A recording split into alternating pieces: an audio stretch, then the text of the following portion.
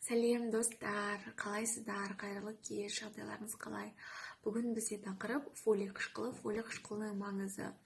Бізде фолий қышқылы бұл фолат, яғни суда еритін витамин организмде әртүрлі тағамдардың құрамында болады. Сүт, авокадода, жұмыртқада болуы мүмкін, және жасыл тағамдардың құрамында болады көбінесе.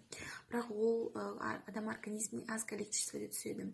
Жүктілер үшін маңызы өте зор, өйткені идеальный жағдайда жүктілікке дейін 3 ай бұрын, если жүкті екеніңізді білгеннен кейін 12 аптаға дейін қабылдауыңыз керек. Өйткені фолий қышқылы ұрықта, яғни дефект нервный трубки деп айтады орысша айтқанда, яғни жүйке жүйесінің әртүрлі порогтарын алдын алады болу үшін. Өте маңызы өте зор, оны ерте қабылдау керек пландап жүрген кезде, өйткені уже плоттың жүйке жүйесінің құрылып, то есть түзіліп аяқталуы уже 5-6 неделяда аяқталып қалады. Сіздер үлгермей қалуларыңыз мүмкін.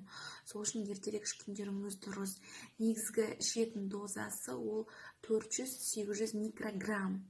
Егер де вдруг сіздің анамнезіңізде врожденный порокпен туылған балалар болса, немесе генетикаңызда